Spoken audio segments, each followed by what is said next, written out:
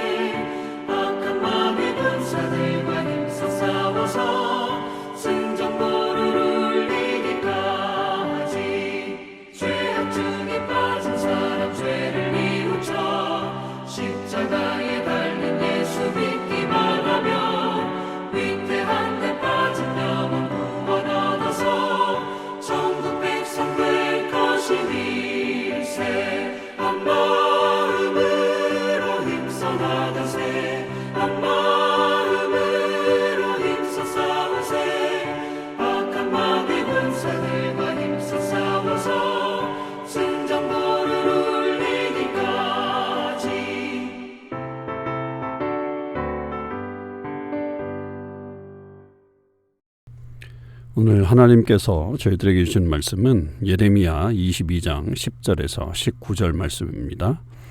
예레미야 22장 10절에서 19절 말씀을 읽겠습니다. 너희는 죽은 자를 위하여 울지 말며 그를 위하여 애통하지 말고 잡혀간 자를 위하여 슬피 울라. 그는 다시 돌아와 그 고국을 보지 못할 것입니다.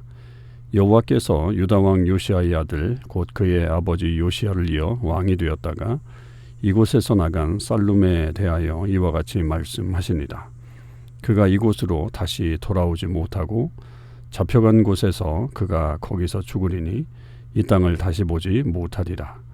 불의로 그 집을 세우며 부정하게 그 다락방을 지으며 자기의 이웃을 고용하고 그의 품삯을 주지 아니하는 자에게 화 있을진저 그가 이르기를 내가 나를 위하여 큰 집과 넓은 다락방을 지으리라 하고 자기를 위하여 창문을 만들고 그것에 백향목으로 입히고 붉은 빛으로 칠하도다. 내가 백향목을 많이 사용하여 왕이 될 수 있겠느냐? 내 아버지가 먹거나 마시지 아니하였으며 정의와 공의를 행하지 아니하였느냐? 그때에 그가 형통하였었느니라. 그는 가난한 자와 궁핍한 자를 변호하고 형통하였나니 이것이 나를 알미 아니냐? 여호와의 말씀이니라. 그러나 내 두 눈과 마음은 탐욕과 무지한 피를 흘림과 압박과 포악을 행하려 할 뿐이라. 그러므로 여호와께서 유다의 왕 요시아의 아들 여호야김에게 대하여 이와 같이 말씀하시니라. 무리가 그를 위하여 슬프다 내 형제여 슬프다 내 자매여 하며 통곡하지 아니할 것이며 그를 위하여 슬프다 주여 슬프다 그 영광이여 하며 통곡하지도 아니할 것이라.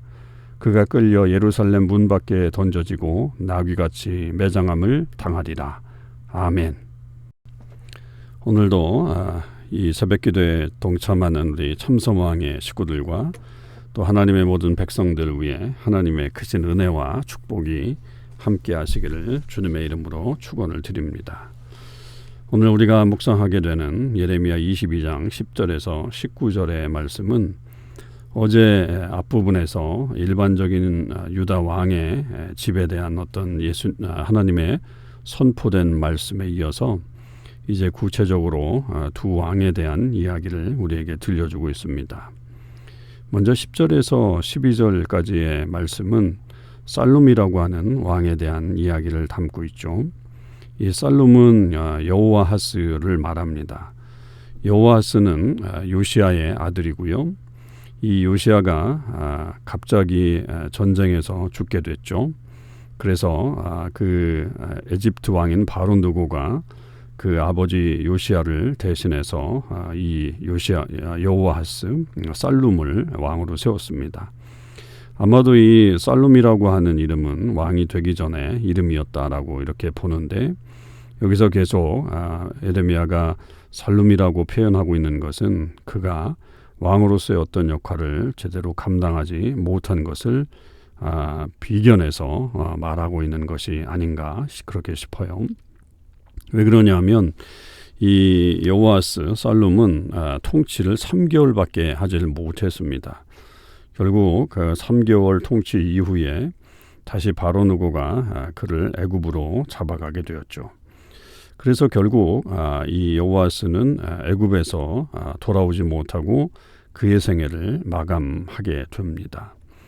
그런 측면으로 볼 때 이 말씀을 통해서 보면 결국 이 여호아스의 어떤 암울한 미래에 대해서 예레미야의 어떤 예언의 말씀이 주어지고 있는 거죠.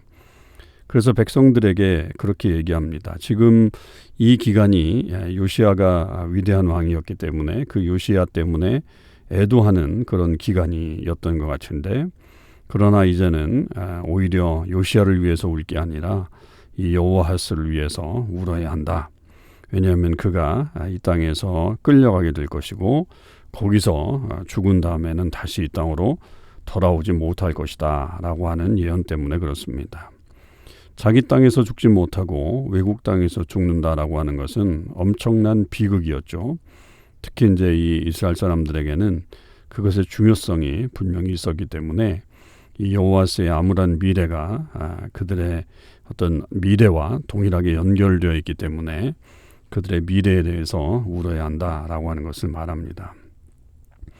여러분, 이것도 우리가 오늘날 이 시대를 바라보면서 우리는 과연 어떤 것에 우리의 소망을 두고 또 우리의 관심을 두어야 할 것인지 하는 것들을 분명히 깨달아야 합니다. 그건 뭐냐 하면 우리의 과거 세대 속에서 우리의 믿음이 커오긴 했지만, 그러나 이제는 우리 미래 세대를 바라보면서 우리의 믿음을 더욱더 견고히 세워나가는 이 모습을 가지고 있어야 합니다.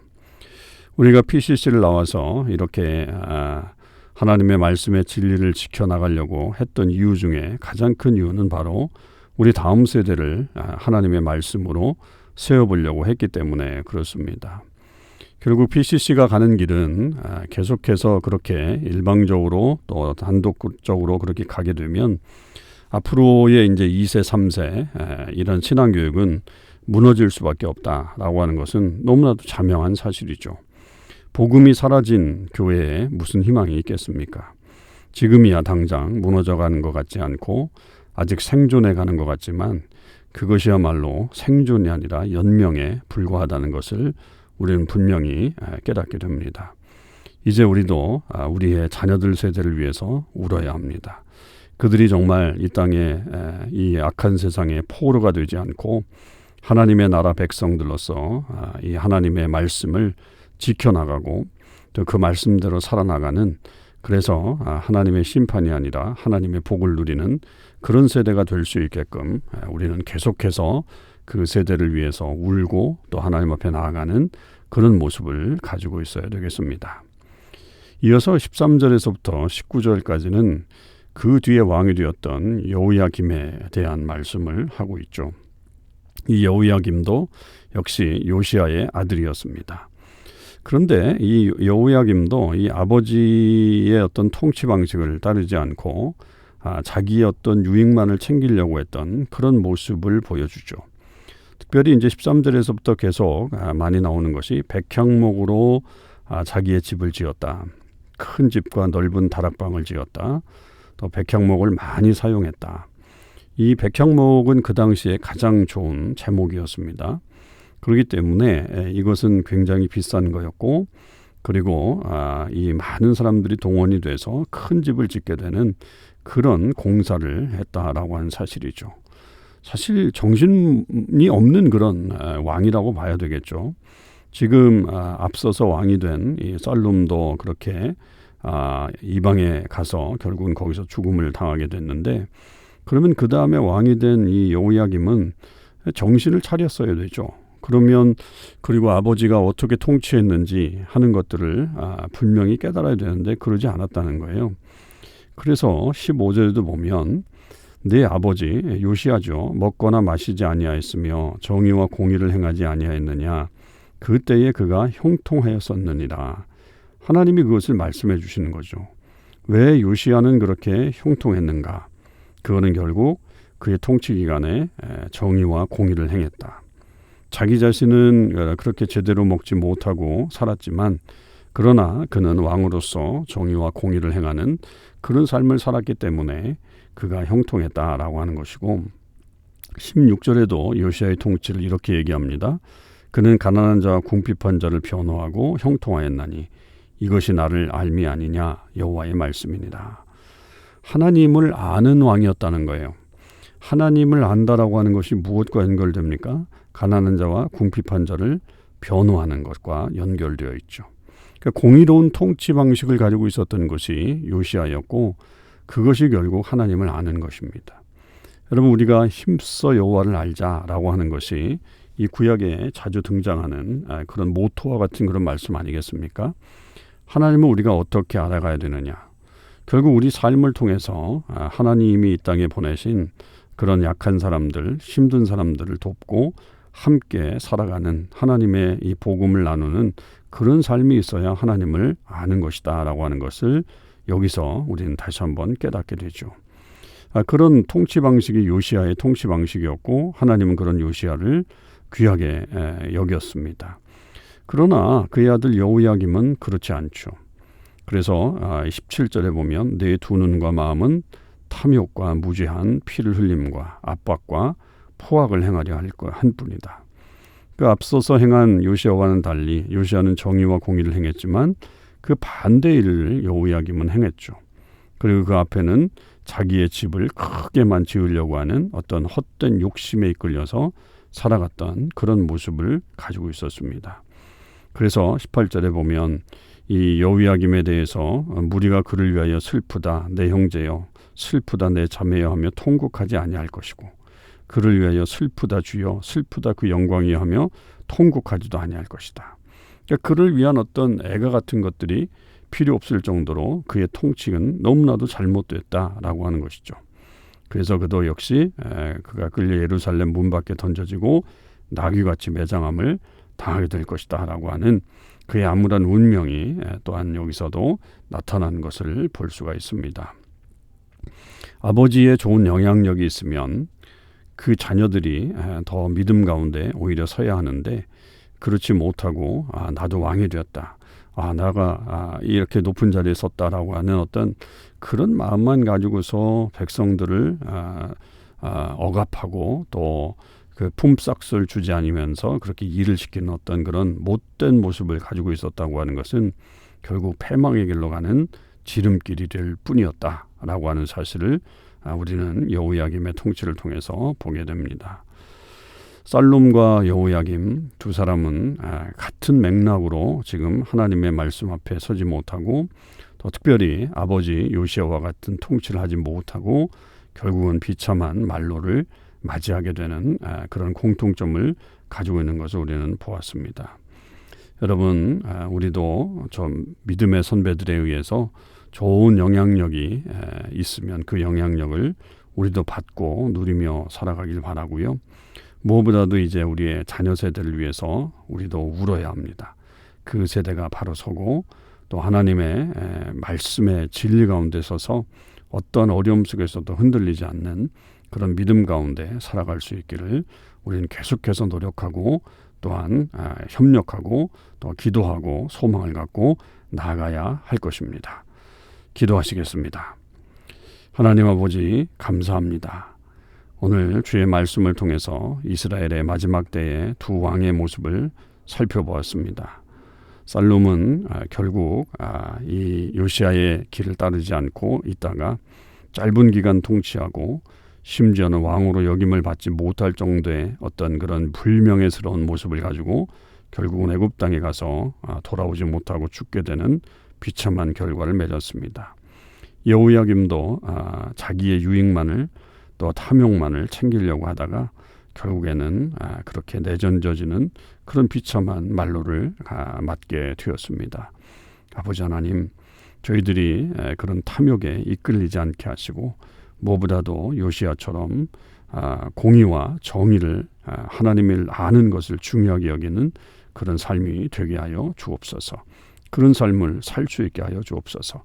그래서 우리의 삶을 통해 주님의 영광이 나타나게 하시고 정말로 우리 후대가 우리의 모습을 보고 본받을 수 있는 믿음을 갖게 하시고 또한 저희들도 우리 후대를 위한 기도와 또 눈물 흘림을 통해 그 세대가 온전히 주님 앞에 서게 되는 역사를 경험할 수 있게 하여 주시옵소서.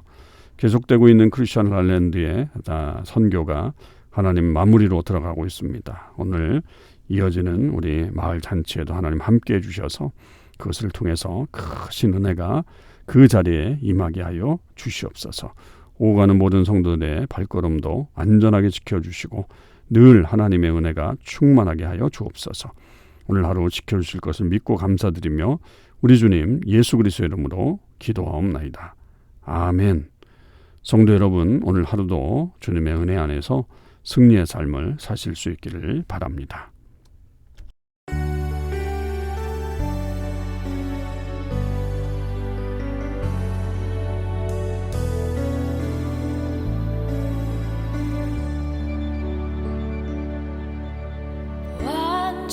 완전하신 나의 주, 의의 길로 날 인도하소서. 행하신 모든 일 주님의 영광 다 경배